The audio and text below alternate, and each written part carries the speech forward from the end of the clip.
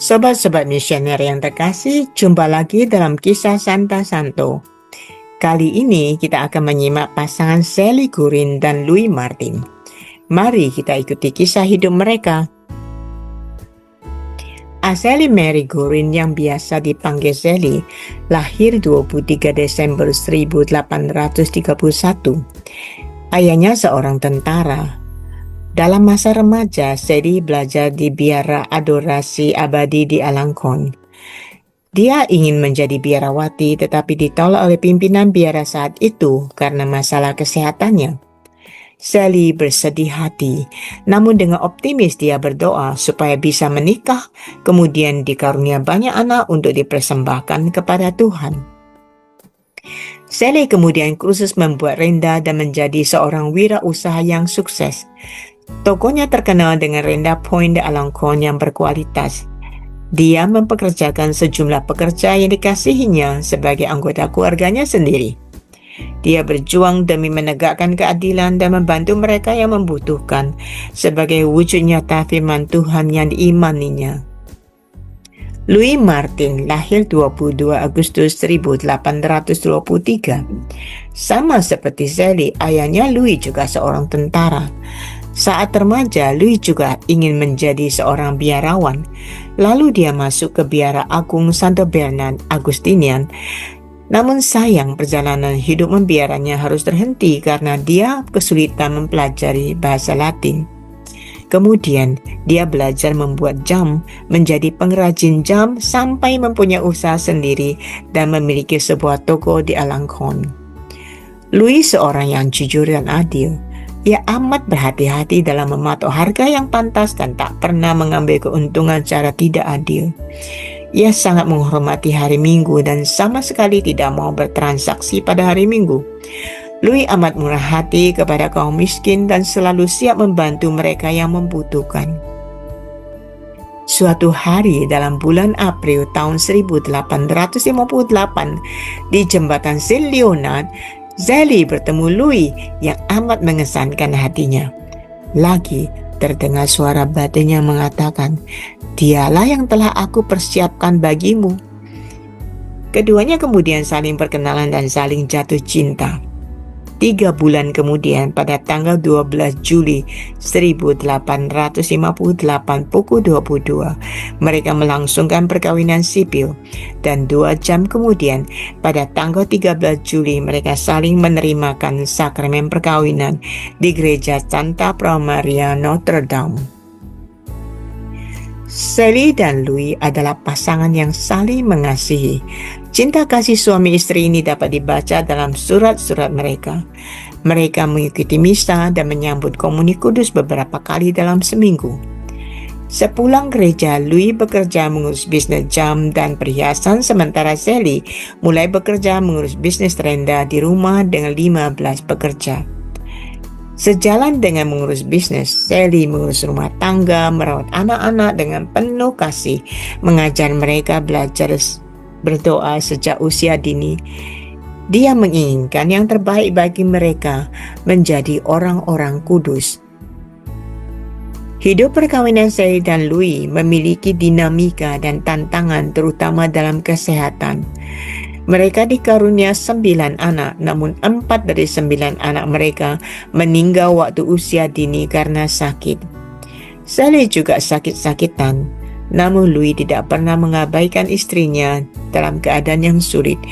Dengan sepenuh hati dia merawat istrinya yang menderita kanker payudara. Dalam sakitnya, Sally tetap setia mengikuti misa meskipun harus menahan sakit. Dia selalu berdoa bagi keluarganya. Akhirnya pada tanggal 28 Agustus 1877, Sally pulang ke rumah bapa. Sepeninggal istrinya, Louis hidup sendirian membesarkan kelima putri yang berusia antara 4 hingga 17 tahun. Mengikuti permintaan terakhir istrinya, Louis memindahkan keluarganya ke Lisieux agar mereka dekat dengan kerabatnya Isidore Goring. Di Lisieux siang hari, Louis biasanya mengunjungi gereja-gereja. Sore hari lewatkan bersama anak-anaknya dengan membaca bacaan rohani.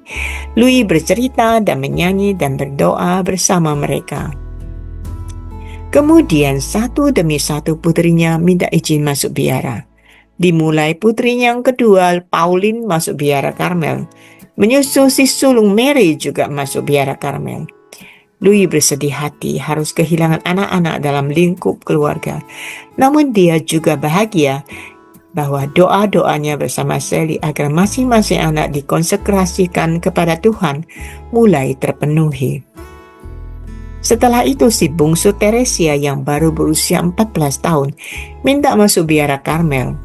Louis membantu mengupayakan izin, menghadap uskup dan kemudian Bapak Suci, dan akhirnya berhasil.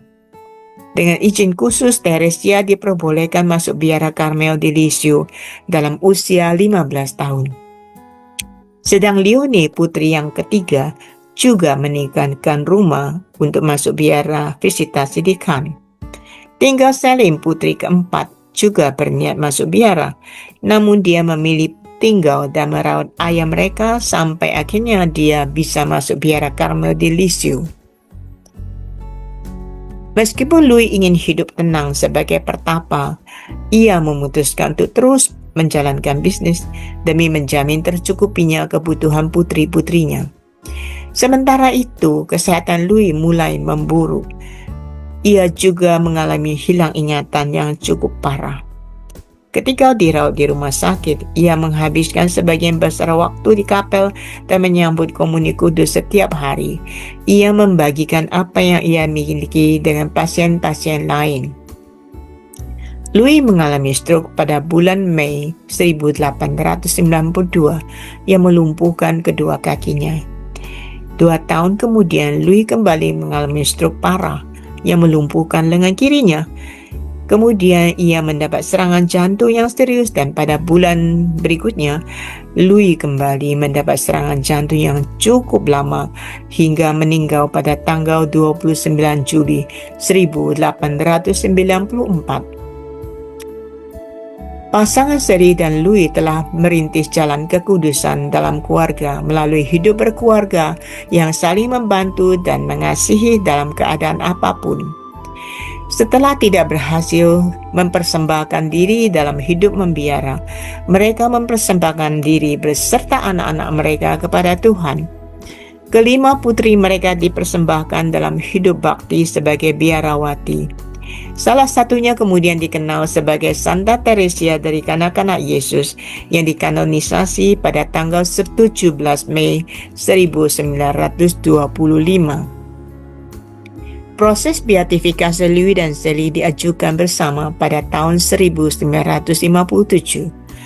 Pada tanggal 26 Maret 1994, Louis dan Sally dimaklumkan sebagai venerabilis yang terhormat oleh Paus Yohanes Paulus yang kedua.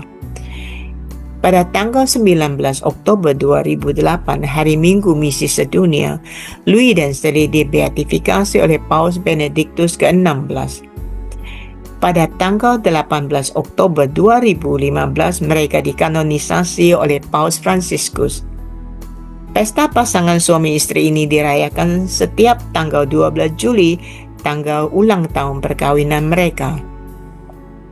Santa Sally dan Santo Louis adalah teladan bagi keluarga Kristiani dalam merintis kekudusan melalui hidup berkeluarga. Mereka mewakili anugerah bagi pasangan-pasangan suami istri dari setiap masa, dengan keharmonisan yang menandai kasih mereka selama 19 tahun.